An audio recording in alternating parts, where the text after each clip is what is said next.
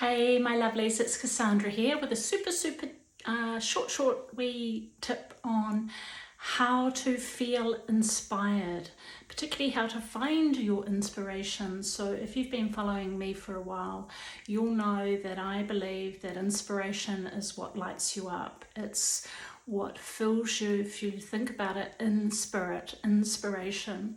So that's why I've always been a big fan of following your passion and purpose, particularly passion or joy. I think because it's such an emotional, heart-based connection. It's not something you can cognitively choose. That's why we can pick frauds when they talk about one thing and they seem to be evoking some sort of conviction to something, but it doesn't really, the mind and the heart aren't aligned.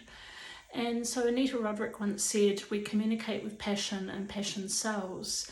So I've certainly found that when I've turned up for my painting, or also like when I write my books, they're all because I'm actually most of the time creating stuff to inspire myself, and I think that has a resonance. I'm not creating stuff to market, in the perspective of I'm not creating something saying, oh, what can I make that people will buy? And I found that lately with my beeswax paintings. In fact, I wasn't even trying to sell these large scale paintings. The inspiration was being inspired by another artist, Helen Frankenthaler from the 50s, who did tremendously big, large scale works and used a lot of fluidity and flow. And so I was inspired by her, but I wanted to create my own signature pieces, and I've been working with beeswax. So what happened was someone came to the studio and loved a small work I had and asked me to make it bigger.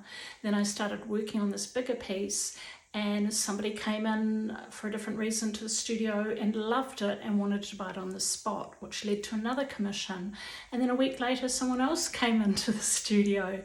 And remember, this is during COVID when not many people were moving around, and the gallery was, I just thought, because the other quote is that I love is Picasso. I find quotes inspiring, and it was inspiration has to find us working.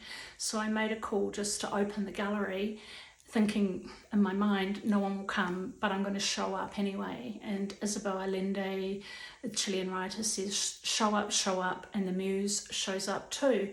So what happened was I opened the gallery just for a tiny little moment, and someone who had visited a year ago came in, saw the big large scale beeswax, and also commissioned a piece, which is one I'm working on currently. So my message to anyone out there who is thinking, how can I feel inspired, particularly during these very history will show how we have been completely manipulated by fear for other people's agendas. Fear is a very dense, low vibration, and it actually makes people ill. Whereas love, inspiration, so what inspires me is to create things of beauty that uplift people. I'm not going to be known on this planet as somebody who keeps saying, this whole war on health thing, that, the enemy is coming. That's no way to talk about health as though it's some sort of mass army.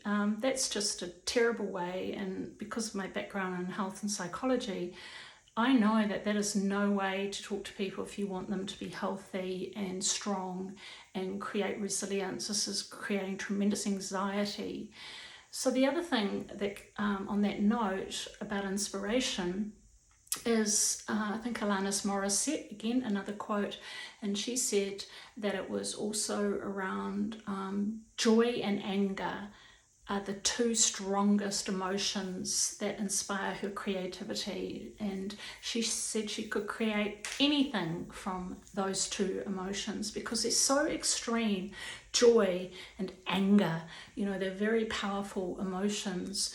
So, I like to transform something that is sad or that makes me angry into something that's beautiful.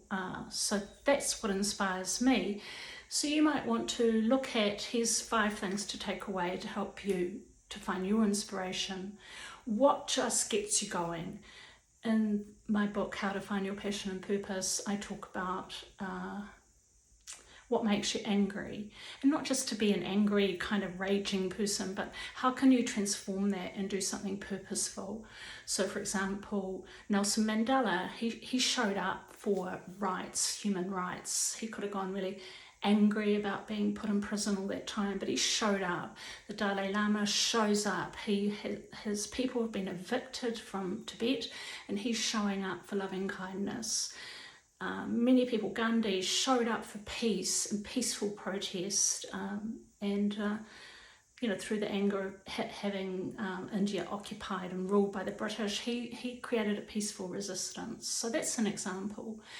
Number 2 is just what lights you up. So look at what lights you up. For me, it's nature, the beauty of a flower, a sunrise. Many of my paintings are inspired. In fact, here's one that I've sold. It's a little print that I created. And that was just the beauty of a peony and the beauty of colour. So that's another tip. What does light you up? The things that light you up they're emotional things. It's not, again, a cognitive, oh, I think I'll be lit up by a flower. It's your thing. So that's the second thing. The third thing is think about who you really are and your core essence. So inspiration, everyone's inspired by different things. So think about who you are. I'm Libran, so I'm inspired by beauty and harmony and also truth. So what are you inspired by? Coco Chanel was a Leo, and so many things that she created were inspired by this fierceness of her star sign. And many of her iconic designs were inspired by also her love of the number 5. And that's this third thing. The fourth thing is think about your deepest held values. So inspiration is also what is meaningful to you, what resonates. And our values can shift. So right now, part of our value has definitely become more clear around freedom, and perhaps before it became a lower scale because it just seemed taken for granted, and now I'm fighting for that. So we're just in the process of reevaluating all of our lifestyle choices so that we can get more freedom and be away from the tyranny of control. And just look at one of my blog posts. The other thing that you could do is go along to my website, cassandragaisford.com, put inspiration in the search bar, and you'll find a whole bunch of articles, helpful articles. In fact, one that I've written recently called What Makes You Happy, from my best-selling Amazon book, Midlife Career Rescue, What Makes You Happy, is noticing what makes you feel fully alive and animated. So you might just tune into your body barometer, keep a passion journal or a notice when you just feel alive, because so often we miss that, particularly if we're anxious, depressed, or feeling flat. There will be moments, inspiration, instead of like our Prime Minister's saying, the winter is coming and the enemy is coming. Well, inspiration is coming. Inspiration is looking for you. Inspiration is everywhere. So this has been Cassandra, the Joyful Artist, and I hope this has been helpful for you. I would love your comments. Please follow, if you're watching this on YouTube, please follow, subscribe, share, hit the like button, and let's show up more for joy, love, passion, bliss, and positive high vibration feelings. Thanks a lot. See you soon.